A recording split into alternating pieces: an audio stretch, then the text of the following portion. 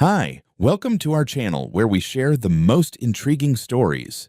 When a quiet mechanic builds his dream garage by the book, he never expects war with the HOA president.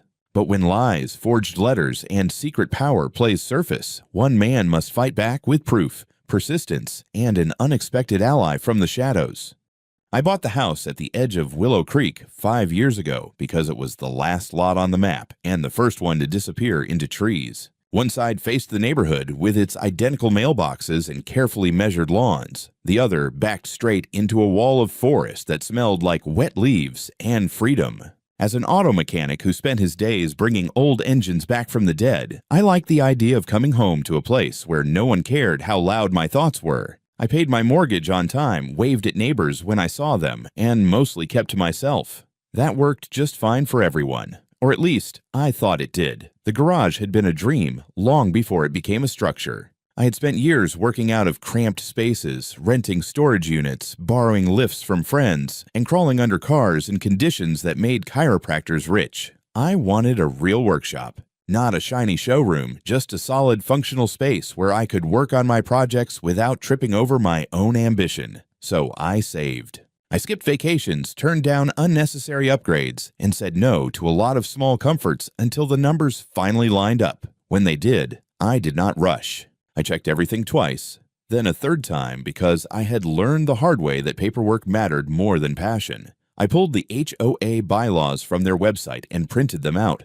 highlighter in hand. Garages were allowed. The maximum size was 900 square feet. Mine was 800. Setbacks were clearly defined. Colors had to match the primary residence. Mine did. Before a single shovel hit the ground, I went down to the municipal office, stood in line, answered questions, and walked out with a building permit that had enough stamps on it to look like a passport. I hired a licensed contractor, pulled their credentials, and made sure inspections were scheduled properly. Then I sent the required notice to the HOA, 30 days in advance, exactly as the bylaws demanded. I kept a copy for myself and didn't think about it again. The construction took 6 weeks. I watched the garage rise the way other people watch sunsets, with quiet satisfaction and a sense that something was finally clicking into place. The framing went up clean, the concrete cured perfectly, and when the doors were installed, they rolled open like they'd been waiting for me all along. When the final inspection passed, I stood inside that empty space and imagined the projects to come. The smell of fresh lumber mixed with oil and dust already felt like home. The next morning, I was still riding that high when the knock came. It wasn't the friendly tap of a neighbor dropping off misdelivered mail. It was sharp, deliberate, the kind of knock that assumed it would be answered. When I opened the door, Doran McLaughlin stood there with a tight smile and a thick folder clutched against her chest like a shield. I recognized her immediately. Everyone in Willow Creek did. She was the HOA president, 7 years running, and she had a reputation that traveled faster than gossip. Rules were her religion, and she worshipped loudly. She didn't waste time on pleasantries. She stepped forward, glanced past me toward the garage, and informed me that my new structure violated HOA regulations. According to her, I had built without proper approval from the architectural committee and would be required to remove the garage within 60 days. The way she said it, calm and almost cheerful, made it sound like she was doing me a favor. I told her I had a municipal permit and that I had sent the required notice. She corrected me immediately. Notice was not approval. Approval required an explicit response from the committee. I told her no response within 30 days counted as approval under the bylaws. She smiled wider and pulled a letter from her folder, dated 28 days before construction began, denying my request. I stared at the paper and felt the first cold thread of something unpleasant wind its way into my chest. I had never seen that letter before. Doran watched my face like she was checking off items on a list, clearly enjoying the moment. She said the committee had done its job and that any further discussion would be pointless. Then she reminded me of the penalties for non-compliance and turned to leave, heels clicking on my porch like a countdown. When the door closed, the house felt quieter than it had a moment before. I stood there holding a copy of a letter that claimed to change everything and knew, with absolute certainty, that I had never received it. The garage was still there, solid and real, but the sense of victory I'd felt the day before was gone, replaced by a sinking feeling that this wasn't going to be a simple misunderstanding. Something had shifted, and Willow Creek suddenly felt a lot smaller. After Doran left, I spent the next hour pacing the garage like a caged animal. My eyes kept drifting back to the letter she'd handed me, sitting on the workbench next to a fresh socket set I hadn't even opened yet. I read it again. Still the same. Dated 2 days before the end of the 30-day window, stamped with some half-assed, official-looking header, and signed by Doran herself. It wasn't even on HOA letterhead, just plain printer paper. Something about it smelled off. The whole thing felt like theater. And if there's one thing I hate, it's being played for an audience without knowing I'm in the scene. I went back into the house and dug through my files. I had the original HOA bylaws printed out and annotated, underlined in red. There it was, black and white. Failure of the Architectural Committee to respond within 30 calendar days of receipt of notification shall constitute automatic approval. Not may, not subject to interpretation. Shall. I wasn't a lawyer, but I could read plain English. Just to be sure, I checked the copy of my notification email, sent 34 days before construction started, time-stamped. Attached were the full construction plans, color samples, survey documents, and the permit. I even double-checked the delivery receipt. It went through. No bounce, no error. If they'd had something to say, they had every chance to say it. But that denial letter, that had never arrived. I tore through my email inbox just to be sure. Nothing. I checked spam, trash, even the damn promotions tab. Nada. Then I went out to the mailbox and opened the rusted metal flap like I expected to find a confession waiting inside. Bills, coupons, a real estate flyer offering to buy my house, as is.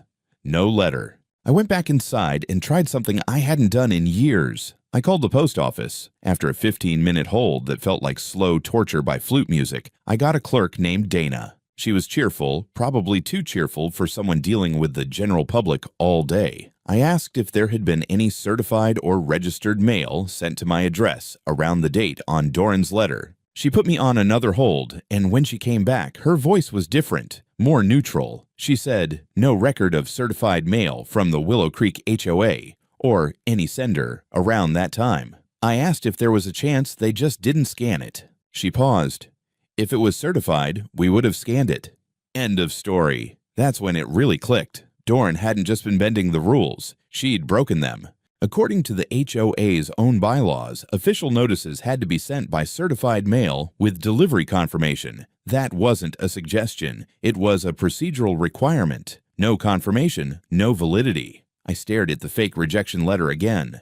Either she never sent it and just printed it off for dramatic effect, or she sent it via regular mail and hoped I wouldn't notice. Either way, it didn't meet the requirement, and that meant, legally speaking, the garage was approved by default. She knew it too. That smug little grin wasn't just self-righteousness, it was a bluff. She was betting I wouldn't fight back. Too bad for her, I've always been bad at folding. That evening, I scanned every relevant document, the permit, the notification email, the bylaws, and my call record with the post office. I labeled each file like I was prepping for a damn trial, because something told me I'd need all of it sooner rather than later. I sat in the kitchen afterward, drinking a beer that had gone warm, staring at nothing. The garage lights were still on. They made the space look warm and inviting, like a reward I had earned. And now someone was trying to take it from me on a technicality she made up.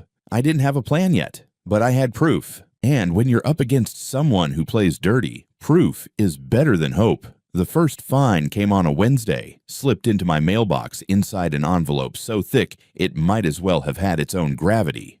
"Notice of violation," it screamed in bold all caps across the top, followed by a cheerful little line. "You are hereby assessed a penalty of $500 for unauthorized construction." Beneath that was a list of secondary violations, each one more creatively absurd than the last. Failure to obtain architectural committee approval, false. Violation of aesthetic standards, vague. And, my personal favorite, disruption of neighborhood harmony. They tacked on $100 per day for each day the violation continued, which, according to them, meant each day my very much legally approved garage existed. 3 weeks in, the total hit $2,600. That's when I stopped counting. I didn't call. I didn't go to their office. I called my lawyer. Joanna Ellis had been recommended by a customer of mine, a guy who'd gone through something similar with another HOA over a solar panel installation. She had a calm voice, a surgical mind, and the quiet fury of someone who'd made a career out of dismantling bureaucratic bullshit one clause at a time. After I sent her the documents, she called me back in under an hour. "Okay," she said, the sound of pages flipping in the background. "They've got a problem. The bylaws are clear. No certified rejection equals automatic approval. If they can't prove they sent that letter correctly, their denial is invalid, and the fines are unenforceable." I asked if that meant I could ignore them. She chuckled. "You could, but they'll just escalate. What we want is to get ahead of it. Go on the offensive, not defensive. We'll send a formal demand for proof of delivery. Certified mail only. If they can't produce a USPS receipt or a signature, we have grounds to challenge everything. And if they try to lien your property, we'll take them to court for harassment and abuse of process." That night, I slept better than I had in weeks, for about 6 hours. The next morning, I got an email, HOA letterhead, no subject line, just a PDF attachment titled Outstanding Balance Notice. They were now threatening to initiate lien proceedings against my home if I didn't pay by the end of the month. I forwarded it to Joanna. Her response, "Let them try." This is textbook bluffing. But Doran wasn't just bluffing, she was escalating. A week later, I found a bright yellow poster zip-tied to the fence post by my driveway. Community notice, violation under review. It had my name, my address, and a bullet point list of my infractions. I tore it down, but not before snapping a picture. I found out later she'd posted the same sign on the bulletin board near the community pool and sent an update to the HOA mailing list. Neighbors started looking at me differently. Some gave me that sympathetic nod you reserve for people going through messy divorces. Others avoided eye contact altogether. One guy down the street, Craig something, actually slowed his SUV, rolled down the window and said, "You know, man, you should have just asked for permission like the rest of us." I didn't reply. Not because I didn't have words, but because I knew if I opened my mouth, it'd come out in ways Craig wasn't ready to hear. Meanwhile, Joanna sent her official letter to the HOA board, a demand for documentation of the rejection letter's mailing, including the required certified mail receipt and USPS tracking confirmation. She gave them 14 days to respond. They didn't. I figured they'd at least pretend to be cooperative, send a vague reply, cite delays, claim someone was on vacation, but the response was silence. 2 weeks passed. Nothing. Not a call, not an email. I asked Joanna if that helped or hurt us. "It helps," she said. "It confirms they don't have it. They're hoping you'll fold before we push." I didn't fold. I started digging. I reread the bylaws, highlighted everything related to enforcement, appeals, committee structure, and architectural reviews. The deeper I looked, the more things didn't add up. The architectural committee was supposed to consist of at least 3 members, but no names were listed anywhere in the recent HOA bulletins. Every letter I'd gotten came from Doran herself. I started to suspect the committee wasn't a committee at all. I emailed a few neighbors I trusted, people I'd waved to over the years, shared tools with, helped jumpstart their cars. A couple responded cautiously. One of them, Sarah from 4 houses down, wrote, "I tried to get a gazebo approved last summer. They denied it without explanation. Doran said it didn't fit the community aesthetic. I asked for the names of the committee. She said it was confidential." Another email came in anonymously. "You're not the only one she's targeted. Some of us are just scared to speak out. If you fight this, fight hard. She's been untouchable for years." Untouchable. That word stuck with me. It wasn't just about my grudge anymore. Doran had made herself into some kind of suburban tyrant, draped in bylaws and weaponized newsletters. I wasn't interested in a war, but if she wanted one, she just got it. It was a Saturday morning, just after 9. Sunlight filtered through the trees and fractured beams, and the only sound on my lot was the soft purr of a rebuilt engine running smooth for the first time in years. I had the hood up on my '69 Mustang Fastback, the deep metallic green catching the light just right. I was elbow deep in brake lines, grease on my forearms, a cup of lukewarm black coffee on the toolbox beside me, and a look of quiet satisfaction that comes from doing something right with your own 2 hands. Then came the sirens. Not the blaring kind, but the subtle whoop of a short chirp, police style. I wiped my hands and stepped outside the garage, squinting against the sunlight. 2 black and whites had pulled up in tandem, tires crunching softly over gravel. 4 officers stepped out, 2 male, 2 female, all business. And standing just behind them, arms crossed and smug as a cat who'd pissed in the punch bowl, was Doran McLaughlin. She was wearing one of her usual pastel cardigan sets, hair pinned into a tight bun that probably hadn't moved since the late 90s. She stood with her back perfectly straight, eyes locked on me like I was about to confess something. I raised both hands and wiped a streak of oil across my cheek in the process. "Morning, officers. What's the emergency?" The lead officer, a guy with salt and pepper stubble and mirrored sunglasses, stepped forward. "Are you Brandon Wilkes?" I nodded. "Yep, what's going on?" "We received a report of unauthorized construction on this property. We're here to verify permits and ensure there are no code violations." I could feel Doran's grin from 20 feet away. She didn't say a word, just stood there like she was finally watching the guillotine drop. I exhaled through my nose, calm.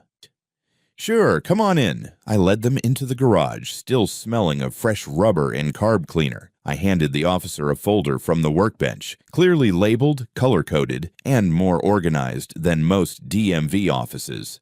"Here's the building permit issued by the county, contractor's license and business card, signed inspection report dated last month, zoning compliance letter from the planning department. And just for fun, here's the HOA bylaws with the automatic approval clause highlighted." The officer flipped through the documents, his expression unreadable. After a moment, he glanced back at the garage, took in the walls, the roof line, the color-matched siding, the trim that matched my house to the inch. He nodded. "This all looks legit to me," he said.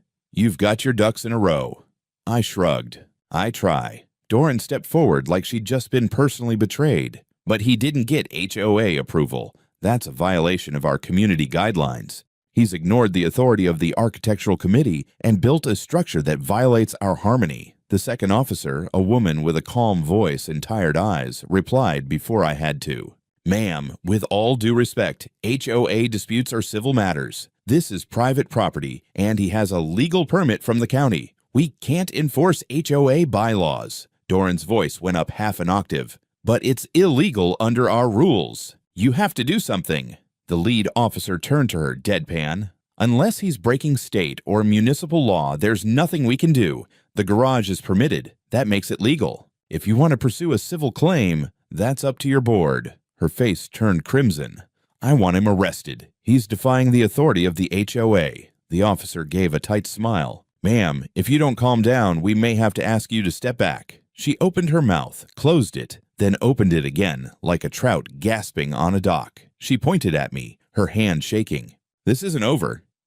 "Sure doesn't feel like it," I said dryly. The officers left after about 15 more minutes of polite paperwork talk.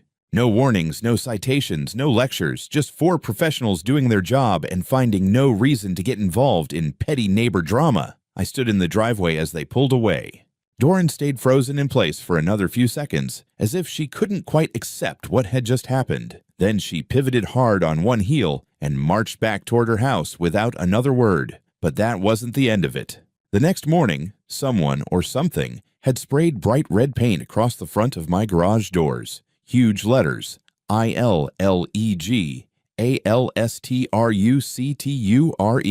The paint was fresh, still dripping slightly. No signature, no tags, just the message. I took a deep breath, stared at it, and went back inside. 15 minutes later, I had the security cameras unpacked from the closet where they'd been sitting for 6 months. I'd always told myself I didn't need them, that Willow Creek was safe enough, and my place backed up to woods, not people. I wasn't telling myself that anymore. By noon, the cameras were up, 2 outside, 1 inside the garage, all hooked to a local server and mirrored to cloud storage. Anyone who came back would be making a permanent appearance in the courtroom highlight reel. I didn't bother reporting the graffiti. We both knew who was behind it, even if she didn't hold the can herself. But now I had a strategy. Let her keep escalating, keep digging that hole, while I quietly built the case against her 1 receipt, 1 screenshot, 1 insult at a time. And just like that, my garage went from dream project to legal fortress. Not exactly how I'd planned it, but then again, I wasn't the one who decided to start a war over a slab of concrete and some sheet metal. For a few days, it was quiet.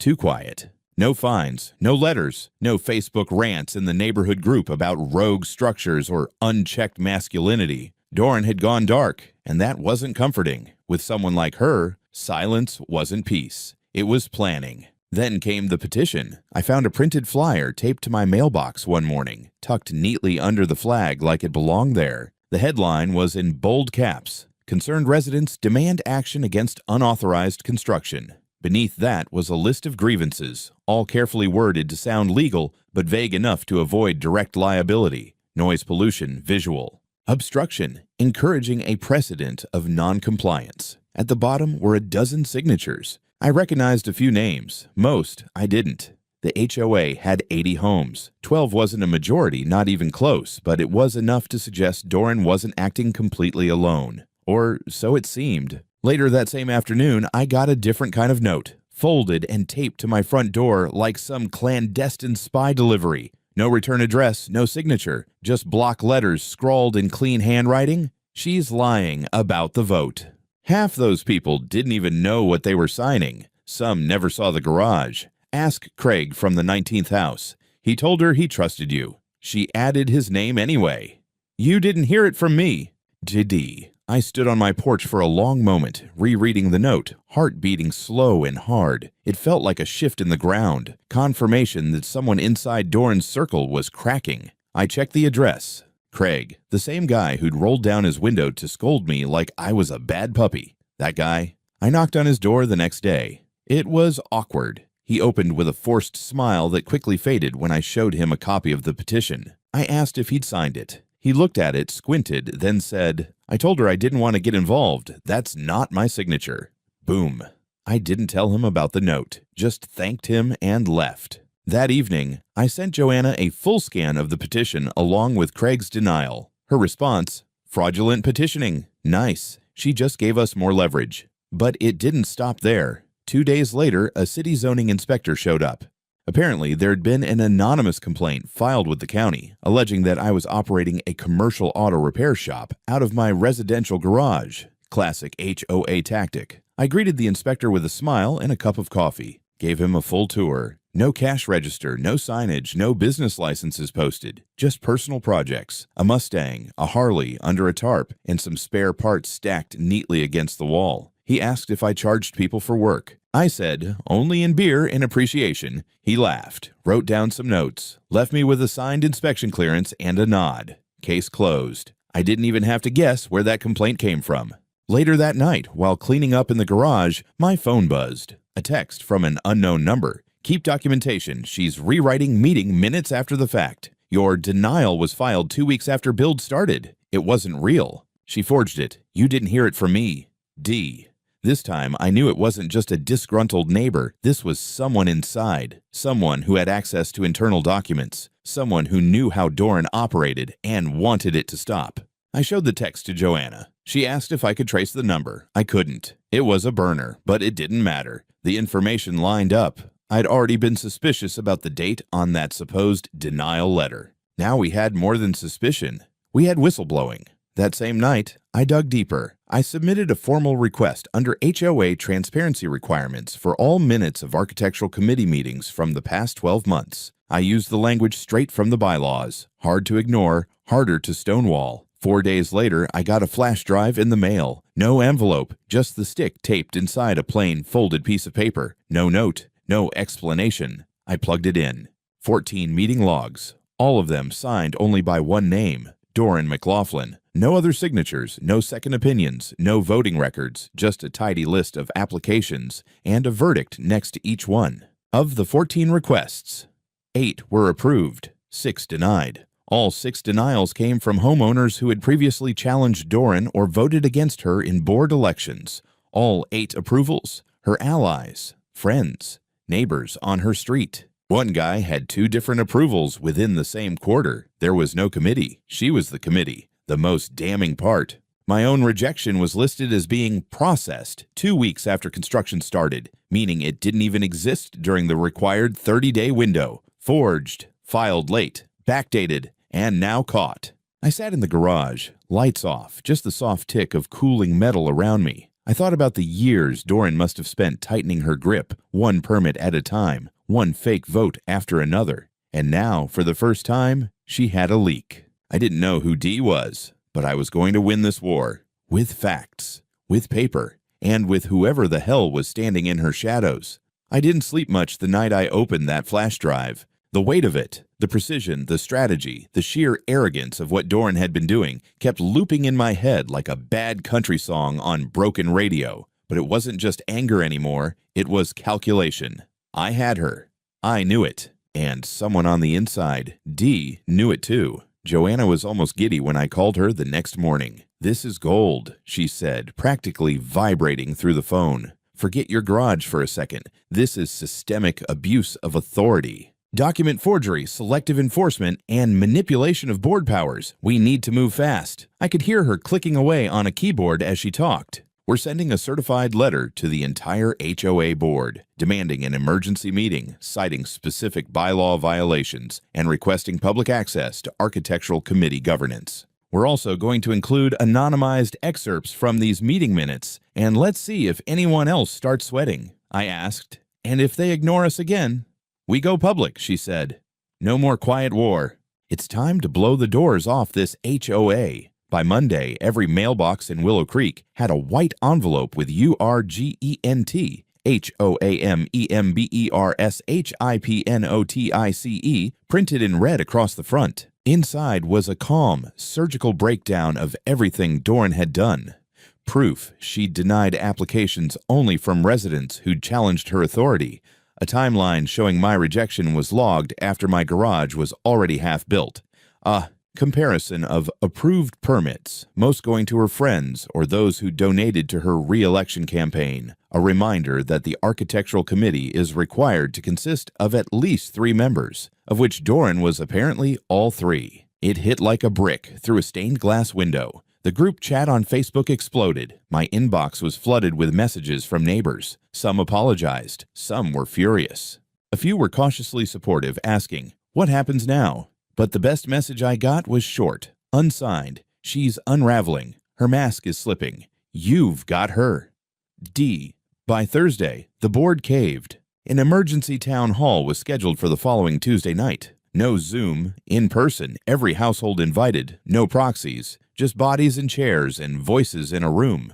The meeting was held at the elementary school gymnasium just outside the neighborhood. When I arrived, there were already 60 people inside. By 7 o'clock, it was standing room only. Folding chairs scraped across the floor as latecomers poured in. Someone had set up a projector. Joanna was seated up front, calm as a surgeon. Then Doran walked in. She wasn't wearing her usual pastel armor. This time, it was navy blue, power blazer over a white blouse, hair perfectly stiff. But something in her face had changed. Still stern, still proud, but tighter around the eyes. Controlled panic disguised as confidence. She took the mic like a politician at a press conference. "Good evening, neighbors. I know there's been a lot of miscommunication lately, and I'd like to address a few points." But she didn't get far. Sarah from down the street stood up. "Why did you deny my gazebo application when it was within all guidelines?" Doran blinked. "That decision was made based on aesthetic." "You mean because I didn't vote for you last year?" Sarah fired back. Another voice. "You said my fence was too high, but Bob got one taller. He donated to your fundraiser." A murmur turned to murmurs, turned to shouting. Then Mark Powell stood up. Until that moment, he'd been just a quiet neighbor who always waved from his porch. But now he pulled a folded document from his coat pocket and said, loud enough for the whole gym to hear, "I was on the architectural committee for 2 years, until Doran forced me out. She told me point blank that she didn't need my signature to approve or deny anything, that she'd just file it without me." A few people gasped. One woman dropped her purse. Doran tried to interject. "Mark, that's not—" "I recorded the conversation," he said. He pulled out his phone. The audio was tinny, but the voice was unmistakably hers. "I don't need you, Mark. I am the committee. These people don't read the bylaws anyway." The room exploded. Joanna stepped forward with a copy of the bylaws, highlighted in fluorescent yellow. 3 members minimum. No unilateral decisions. No backdated filings. Your entire year of approvals and denials is illegitimate. Doran lost it. "This is a setup. He's lying. They're all lying." But then another voice. Mr. Hill, the HOA's treasurer, stood up. A quiet man, balding, Mild. "I don't want to be part of this anymore," he said, flat. I was told to make payments under administrative expenses that I couldn't trace, over $8,000. I wanted to believe she was just efficient. But I think we all know what happened, and just like that, the dam broke. A vote was called, 71 households represented, 67 voted for removal, 4 abstained. Doran was removed as HOA president effective immediately. Her replacement? A rotating interim board pending full elections. She didn't say a word as she walked out, just turned, heels echoing across the gym floor, and disappeared into the dark parking lot. Joanna leaned over to me and whispered, "We're not done." And we weren't. Not even close. 3 days after Doran was removed from office, I got a letter. Real envelope. Real certified mail. Return address from a law firm out of town. I signed for it, walked inside, and slid it open with a box cutter I'd been using to open spark plug boxes. Inside, a countersuit. She was suing me. Defamation, character assassination, emotional distress resulting from a coordinated campaign of slander and humiliation. 25 pages of legal-sounding theater accusing me and Joanna of orchestrating a smear campaign, manipulating HOA. Members falsifying records and weaponizing community unrest for personal satisfaction. It was almost funny. Almost. I scanned it, sent it to Joanna, then cracked a beer and waited for her callback. It didn't take long. "She's desperate," Joanna said. "This is a bluff, and not even a good one. Filing a suit with no hard evidence, no damages, and nothing to back up her timeline. It'll get tossed, and when it does, we'll countersue for malicious prosecution." "But won't this slow things down?" I asked. "Sure. That's the point. She's hoping to muddy the waters, delay the real lawsuit, and maybe scare you into dropping it." I didn't drop it. The original suit, my suit, had already been filed. We were suing the HOA and Doran personally for damages, falsification of records, harassment, violation of due process, illegal fines, and slander. Now it was 2 cases running in parallel. Joanna filed a motion to dismiss Doran's countersuit with prejudice. The hearing was set for 2 weeks later. Until then, I kept my head down, kept working, and waited. But the best part? Doran didn't know that her worst enemy wasn't in the courtroom. It was still Dee. I got another message. "She's shredding things. HOA storage room, Tuesday night, 7 p.m. Get proof." I stared at the phone. It buzzed again. "I've seen the bank statements. The admin expenses were cash withdrawals. She took funds personally. You'll get the records soon. Keep your eyes open." Tuesday, I drove by the HOA office. Not a real office, just a rented unit in a strip mall next to a vape shop and a failing bakery. I parked, sat with my headlights off, and waited. At 7:06 p.m., Doran pulled up. She looked over her shoulder twice before unlocking the glass door. Inside, the lights flicked on. I saw her silhouette moving, boxes stacked, papers pulled, and then a shredder started whining. I didn't confront her. I didn't knock. I just held up my phone and recorded everything from the windshield. Timestamp, GPS. Her inside, feeding document after document into a black shredder like she was trying to erase reality. The next morning, Joanna filed an emergency preservation request and notified the court of potential spoliation of evidence. Doran's countersuit hearing was 2 days later. She walked into court wearing a gray suit and sunglasses like she was on trial for insider trading. Joanna was calm, confident, surgical as always. The judge, an older woman with sharp eyes and no patience, listened to both sides. Joanna presented the timeline, the forged denial letter, the audio of her admitting to unilateral decisions, the photos, the Facebook post where Doran called me a liar who manipulates rule-hating malcontents, the video of her destroying documents. The judge cut the hearing short. She dismissed Doran's lawsuit as baseless and retaliatory, citing an overwhelming lack of evidence and an alarming pattern of abuse of power. Then came the twist. The judge added an order. Doran would pay an additional $5,000 for court costs, personally, and her case would be referred for investigation into obstruction of justice for the document destruction. As we walked out of the courthouse, Joanna leaned in with a grin. "She played stupid games," I smirked, "and won felony prizes." But we weren't done. 1 week later, the results of a forensic audit landed in Joanna's inbox. It came from one of the interim board members, a retired IRS agent who volunteered to dig into the HOA's books. The report showed over $8,400 misallocated over 3 years. Administrative travel, software fees, consulting, all traced back to Doran's personal accounts. She'd been reimbursing herself for expenses that didn't exist. When confronted, she claimed they were verbal approvals from previous treasurers. But Mr. Hill had already signed a sworn affidavit. No approvals, no votes, just theft. The new board moved to file criminal charges. The county prosecutor picked it up. Suddenly, Doran wasn't just the HOA villain. She was facing 2 years probation, 300 hours of community service, and a felony fraud charge that would stick with her like rust on chrome. They offered a plea deal.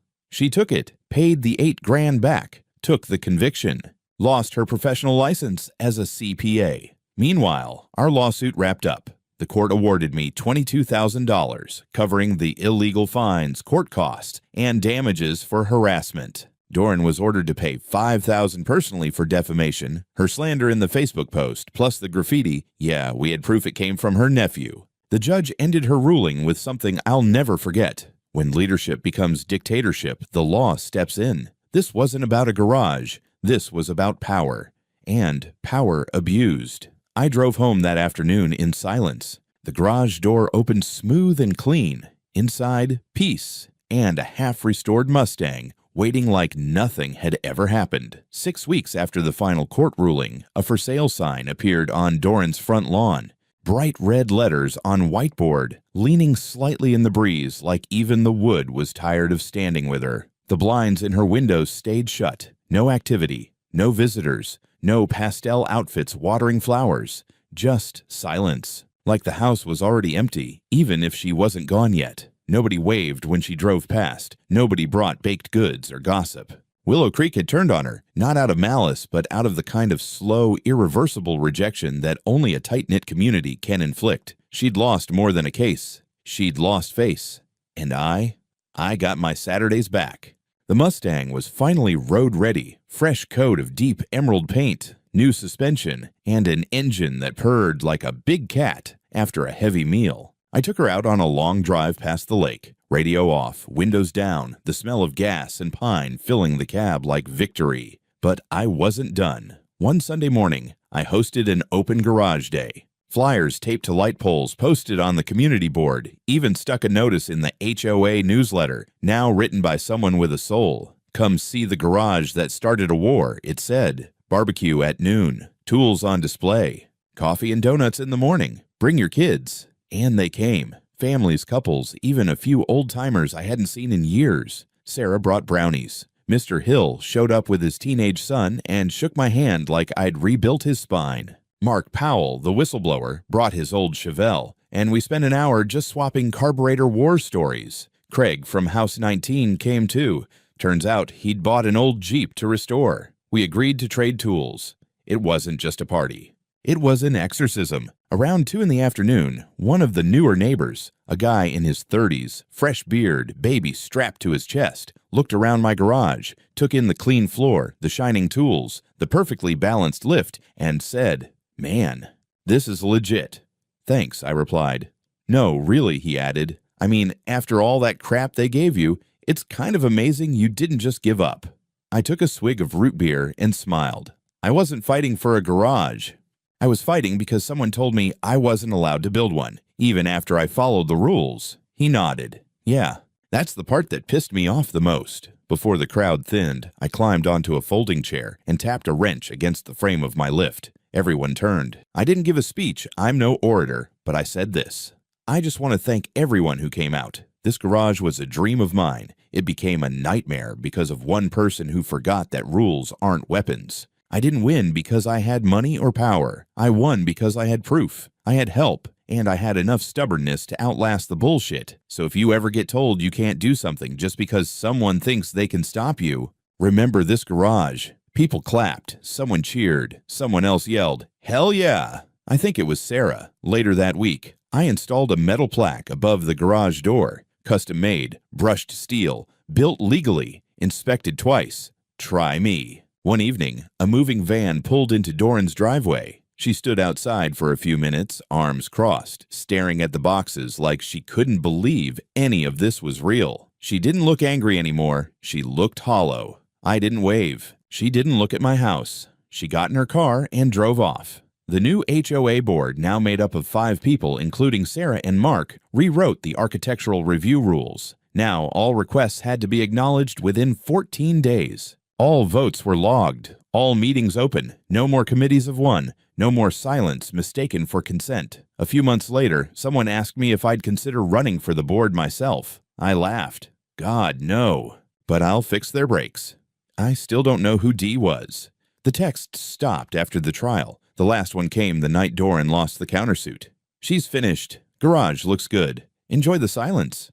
Dee. And I did. Because in the end, it wasn't about one garage. It was about someone who thought she could rewrite reality, someone who thought fear and paperwork could replace fairness, and someone who forgot that the rules work both ways, especially when you know how to read them.